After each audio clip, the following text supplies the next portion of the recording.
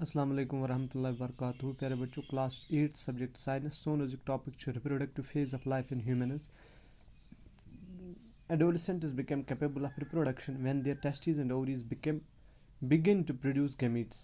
یِم سا adolescents آسان چھِ boys and girls یِم سا چھِ reproductionَس قٲبِل واتان ییٚلہِ سا یِہِنٛدۍ reproductive organs, that is testes in males and ovaries in females, ییٚلہِ سا یِم begin کران to produce gametes, ییٚلہِ سا یِم gametes produce کران.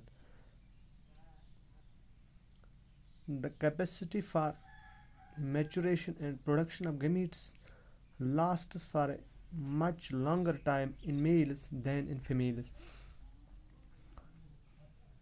The capacity for maturation and production of gametes lasts for much longer time in males than in females. یُس یہِ capacity آسان چھِ maturation یا gamete produce کرنٕچ یہِ ہسا چھُ زیادٕ کالس روزان میلن منٛز compared to females. In females, the reproductive phase of life begins at puberty. Female منٛز چھُ یہِ reproductive phase life ہُنٛد start گژھان puberty ییٚلہِ چلان چھُ آسان یعنی ییٚلہِ puberty stage منٛز بچی واتان چھُ at the age of 10 to 12 years and generally lasts till the age of approximately 45 to 50 years. تہٕ یہِ چھُ end گژھان یعنی أمۍ سٕنٛز capability of reproduction یہِ ہسا چھِ ختم گژھان at the age of 45 or up to 50 years. اَتھ درمیان چھُ یہِ گژھان ختم. The ova begin to mature with the onset of puberty. کیازِ چھِ ییٚتہِ ختم گژھان أمِس منٛز چھُ menopause یِوان. The ova begin to mature.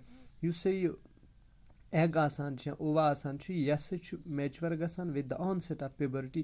یُتھُے سۄ puberty أمِس منٛز یِوان چھِ. One ovum اکھ egg matures and is released by one of the ovaries once in about 28 to 30 days. اکھ egg سا چھِ mature گژھان یہِ چھُ one of the ovaries. There is a pair of ovaries. یِمو منٛز چھُ یہِ دۄیو اوریو منٛز اکھ ہِش اوری رِلیٖز کران egg مگر یُس mature آسہِ بالکُل گوٚمُت کۭتِس ٹایمس منٛز 28 پٮ۪ٹھ 30 دۄہن منٛز. ٹھیٖک پتہٕ چھُ بیٚیہِ next 28 or 30 days اَتھ لگان بیاکھ egg بننس بیٚیہِ یہِ cycle repeat گژھنس. During this period the wall of the uterus becomes thick so as to receive the egg. اَتھ دوران چھُ گژھان یُس uterusٕچ wall چھُ آسان سُہ ہسا چھُ مۄچر تتھ لگان تاکہِ یہِ کرِ یہِ egg receive. In case it is fertilized and begin to develop. تتھ حالتس منٛز ییٚمہِ ساتہٕ یہِ fertilize گژھِ یعنی ییٚمہِ ساتہٕ marriage آسہِ گٔمٕژ یہِ گژھِ fertilize کمہِ سۭتۍ with the action of sperm.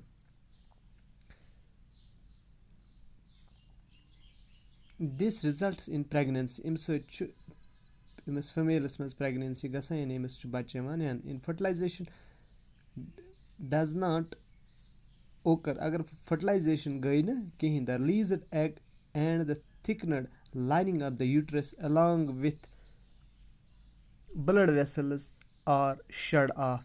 اگر وۄنۍ أمِس بچی ٲس نہٕ marriage گٔمٕژ کِہینۍ توتہِ چھِ یہِ uterusٕچ wall thicken گژھان تہٕ پتہٕ چھِ یہِ at the end یعنی ییٚمہِ ساتہٕ یہِ egg ووت اوٚت مگر یہِ fertilize اوس نہٕ گوٚمُت ہُہ چھُنہٕ اتھ hold کران کِہینۍ. یِم چھِ دۄنوے rupture گژھان دۄنوے damage گژھان تہٕ with the result there is period caused. یِمن female منٛز چھُ period یِوان ہٮ۪نہٕ یہِ چھُ سارنٕے female منٛز آسان تہٕ یہِ blood loss سۭتۍ چھُ یُس یہِ thickened walls یعنی we can say that یُس یہِ tissue چھُ یہِ چھُ damage گژھان تہٕ یہِ چھُ release body منٛز نٮ۪بر گژھان. This causes bleeding in women which is called menstruation. أتھی چھِ أسۍ وَنان menstruation. Menstruation occurs once in about 28 to 30 days. وۄنۍ گوٚو تۄہہِ clear یُس یہِ menstruation چھُ یہِ female منٛز گژھان 28 پٮ۪ٹھ 30 دۄہن. The first menstrual flow begins at the puberty and is termed as menarche. یُس یہِ گۄڈٕنیُک menstrual cycle female منٛز گژھان چھِ گۄڈٕنیُک menstrual cycle اَتھ سۭتۍ چھِ menarche وَنان. At the age 45 to 50 years the menstrual cycle stops.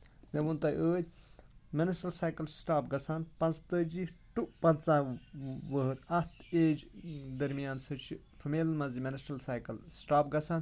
سٹاپیج of menstrual cycle is termed as menopause. تہٕ اَتھ پرٛوسٮ۪س چھُ وَنان مینوپاز. یعنی یِمن فِمیلَن منٛز چھُ مینوپاز یِوان. یِمن چھُنہٕ نو مور menstrual cycle گژھان. یِمن چھُنہٕ اَمہِ پَتہٕ کانٛہہ تہِ menstrual cycle گژھان. Initially menstrual cycle may be irregular. It takes some time to become regular. دَپان گۄڈٕنٮ۪تھٕے چھُ یِمن بَچن منٛز ہٮ۪کان یہِ menstrual cycle irregular ٲسِتھ. irregular means یہِ ہیٚکہِ 28 دۄہ تہِ گٔژھِتھ, یہِ ہیٚکہِ 27 تہِ گٔژھِتھ, یہِ ہیٚکہِ 26 گٔژھِتھ, یہِ ہیٚکہِ after 30 days تہِ گٔژھِتھ, یہِ ہیٚکہِ 29, 30, یہِ ہیٚکہِ 31, 32 دۄہ تہِ ہٮ۪کان اَتھ لٔگِتھ. یعنی یہِ ہیٚکہِ اَتھ رینجَس منٛز یُس 28 پٮ۪ٹھ 30 یہِ ہیٚکہِ اَمہِ 28 پٮ۪ٹھ بۄن تہِ یِتھ کانٛہہ ڈیٹا 25, 27 یا 30, 31, 32. Sabha says that the reproductive life of a woman lasts from menarche to menopause. Is she right? وۄنۍ چھُ وَنان سبا کہِ menstrual cycle یُس أکِس فِمیلَس منٛز گژھان چھُ, یہِ چھا menarche یعنی یُس سٹاٹِنٛگ سایکل چھُ آسان تَمہِ پٮ۪ٹھ menopause تانۍ روزان أکِس فِمیل, یہِ چھا تیٚلہِ پوٚز وَنان. yes she is right. menstrual cycle is controlled by hormones. یہِ menstrual cycle تہِ چھُ کنٹرول ہارمونو سۭتۍ گژھان. the cycle includes the maturation of egg. یہِ cycle چھُ include کران, اَتھ منٛز چھُ maturation, egg mature گژھان, its release پَتہٕ چھِ release گژھان تہٕ uterusٕچ thickening wall and its break down. پَتہٕ ییٚلہِ یہِ finally break down گژھان چھُ اگر pregnancy ٲس نہٕ, اگر وۄنۍ marriage ٲس گٔمٕژ تیٚلہِ چھِ یہِ لیڈی روزان pregnant تہٕ پَتہٕ چھُ أتھۍ development گژھان تہٕ اَتھ چھُ fetus یعنی بَچہِ بَنان. in case the egg is fertilized it begins to develop the egg. تہٕ یہِ ہسا چھُ گژھان embedded کَتھ منٛز uterus منٛز for further development, تاکہِ اَتھ گژھِ further development baby